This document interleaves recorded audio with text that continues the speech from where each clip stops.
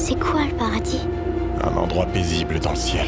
Je sais pas ce qui vous arrive dessus, mais c'est énorme et ça va vite. Foncez! On a le moyen de sauver tout le monde. Je peux y aller quand?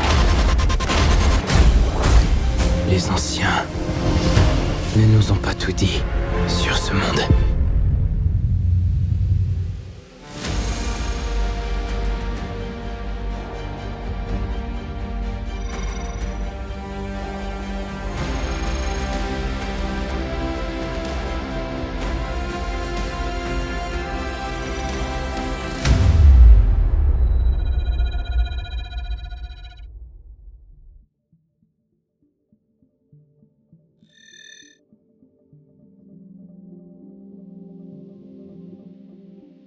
Je m'appelle Frédérique Muller et je travaille chez Point Culture sur les questions environnementales à travers le cinéma. Un des rôles importants du cinéma d'anticipation est de nous alerter sur les conséquences possibles de certains faits de société, comme le dysfonctionnement des processus démocratiques, l'épuisement des ressources naturelles ou le développement des technologies. Ce rôle de lanceur d'alerte est tout à fait en phase avec les constats alarmants d'aujourd'hui. Il pose aussi la question des rapports de force. Et en cela, le cinéma est plutôt efficace. Ça y est? Ça y est quoi? T'as réfléchi? Je crois que ça va pas te plaire. Mais ce qu'on demande de plus en plus souvent au cinéma aujourd'hui, c'est de nous inspirer. Et ça, c'est tout à fait autre chose. Si on demande au cinéma d'ouvrir les imaginaires, de fédérer et de susciter de l'enthousiasme, alors c'est plutôt fertile. Mais si on lui demande de résoudre la question du futur, c'est-à-dire de proposer une vision idéale et le chemin pour y parvenir, alors on risque de passer à côté d'un des enjeux majeurs. Cet enjeu, pour moi, aujourd'hui, il est d'arriver à vivre avec l'incertitude, de vivre avec la conscience des pertes en cours et à venir, et depuis cette situation inconfortable, repenser les manières d'habiter la Terre, dans un contexte toujours en mouvement et de manière véritablement collective. Choisis la pilule bleue et tout s'arrête. Après, tu pourras faire de beaux rêves et penser ce que tu veux. Choisis la pilule rouge, tu restes au pays des merveilles.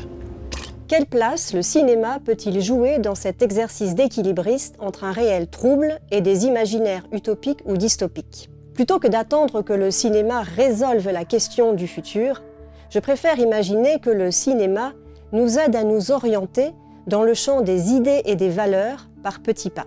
Quelle journée merveilleuse! J'ai donc imaginé un jeu de cartes. C'est une collection de personnages qui incarnent des valeurs, qui adoptent des postures ou qui jouent un rôle qui permet véritablement de repenser les manières de vivre ensemble, que ce soit au sein du monde humain ou avec les mondes non humains. La première carte dont j'ai envie de parler est celle de Nausicaa. C'est ma diplomate. Nausicaa est une héritière, c'est-à-dire qu'elle hérite d'un royaume et du récit de ce royaume. Elle vit dans un monde qui a été ravagé par une guerre totale. Depuis cette guerre, la forêt est devenue toxique. Elle libère des spores qui rendent l'air irrespirable et elle s'étend. Par ailleurs, la forêt est défendue par des insectes géants. Les humains sont donc en lutte à la fois contre la forêt et contre les insectes. Et pour finir, les différentes communautés humaines sont également divisées et en conflit. C'est donc d'un monde extrêmement fragmenté dont Nausicaa hérite. Elle ne se tient pas à distance. Elle ne se méfie ni de la forêt, ni des insectes, ni des autres communautés. Elle passe du temps à l'extérieur. Elle explore, elle suit des pistes, elle observe, elle accorde de l'importance aux choses qu'elle voit. Et peu à peu, elle va découvrir les liens d'interdépendance qui unissent la forêt en train de se régénérer, les insectes qui protègent ce processus de régénération et les communautés humaines. Elle n'est donc plus dans des histoires de conflits, mais bien dans des histoires de liens. Cela m'a fait penser à la notion de diplomatie des liens d'interdépendance dont Baptiste Morisot parle dans Manière d'habiter la Terre. Quand il parle de diplomatie, c'est pour insister sur la nécessité que nous avons aujourd'hui d'apprendre ou de réapprendre à cohabiter, notamment avec les mondes non humains. Et la carte de la diplomate est véritablement au service de cet idéal de cohabitation.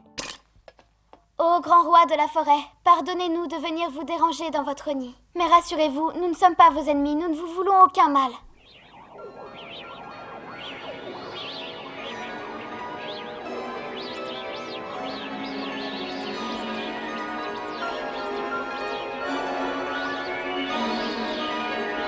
princesse!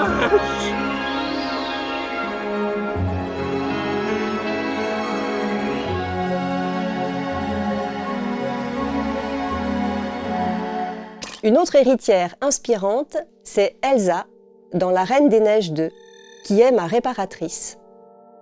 Tout comme Nausicaa, Elsa hérite d'un royaume et du récit de ce royaume.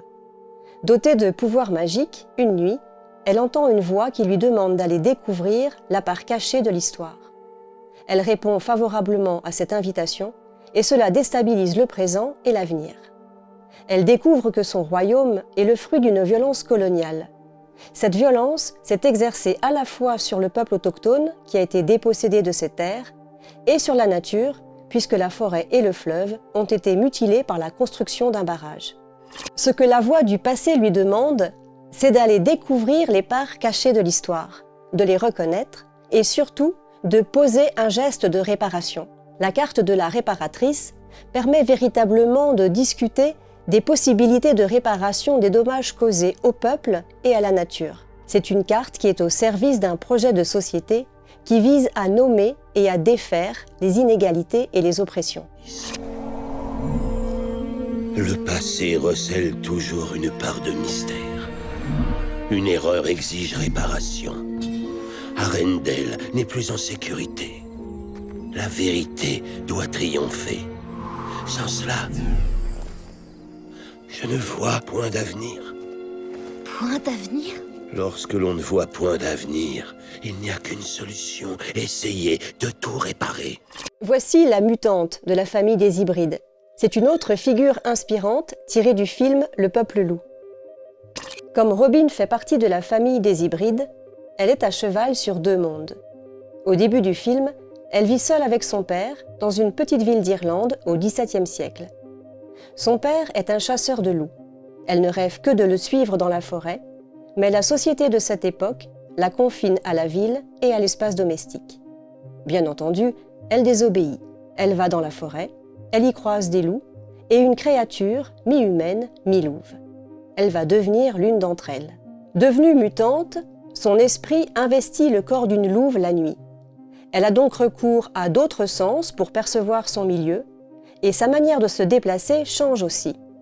Elle a donc une autre perception de son environnement, qui devient plus complexe et plus riche. Cela rappelle que chaque espèce n'a accès qu'à un fragment du monde. L'espèce humaine ne peut donc prétendre connaître et comprendre l'intégralité de celui-ci. On oublie en effet souvent que le végétal et l'animal perçoivent leur environnement et y participent autant, sinon plus, que les humains. Par ailleurs, en appartenant à plusieurs mondes, les mutants déconstruisent les catégories trop simples de genre et d'espèces. Il et elle amènent de la porosité. En pénétrant dans la forêt, Robin se libère des injonctions liées à son genre et en même temps, elle participe à déconstruire des clivages trop simplistes et trop binaires entre la nature, la culture, l'humain, l'animal, le sauvage et le civilisé. Une histoire qui m'a fait penser aux luttes écoféministes qui cherchent à libérer dans un même mouvement les femmes et la nature d'un système qui les oppresse.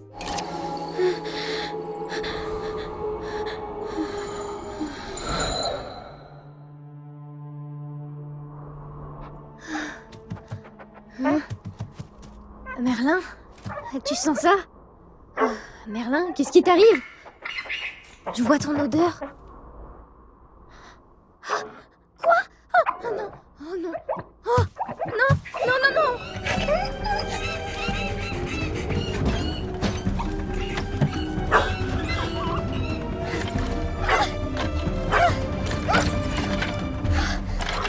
Nous allons maintenant quitter l'animation et citer un film plus ancré dans le réel avec cette dernière carte, celle de l'éclaireur, qui appartient à la famille des guides. Dans ce film, Les Têtes givrées, un professeur tente de sensibiliser ses élèves aux conséquences du changement climatique. Il s'y prend d'une manière sensible en emmenant sa classe sur le glacier. Ce qu'il souhaite par-dessus tout, c'est que les jeunes, ensemble, retrouvent du pouvoir et de l'envie d'agir. C'est vrai que le glacier va disparaître? Si personne ne fait rien, oui. Enfin, pour l'instant, il est encore là. Ce qui est intéressant, c'est que c'est un personnage assez triste au fond. c'est un père seul qui est en deuil car sa fille est décédée. Et c'est depuis cet état de tristesse, pour lui-même et pour le monde, qu'il nourrit l'espérance. Il est profondément touché par les pertes, mais il sent que tout n'est pas perdu et qu'il y a encore des choses à sauver. L'espérance est une notion plus nuancée qui déjoue la simple opposition optimisme-pessimisme. La philosophe Corinne Pelluchon a consacré un livre entier à cette notion d'espérance. Voilà. Hé hé, super. Et c'est quoi ce bazar encore, la Minecraft? C'est un jeu où on construit des mondes. Pourquoi, il te plaît pas le tien? Si, mais il est déjà construit. T'es sûr de ça? En fait, t'es un combattant, et puis t'aimes construire des mondes. Et ben maintenant, t'as plus qu'à le faire dans la vraie vie. Voilà. Tu vois, tout est possible.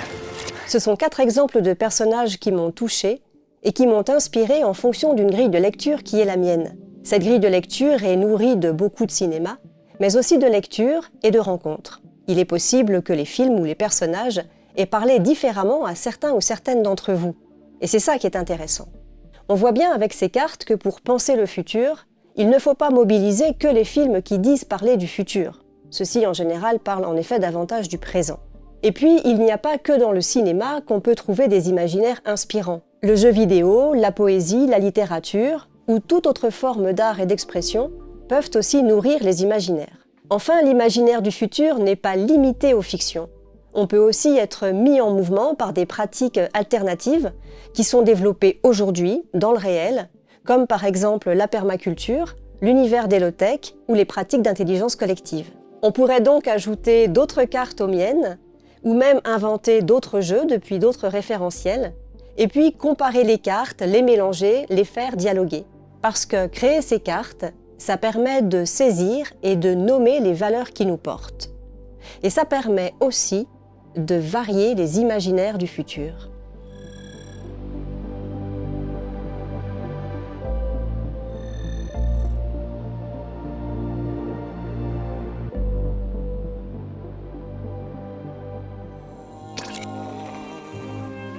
That love's above.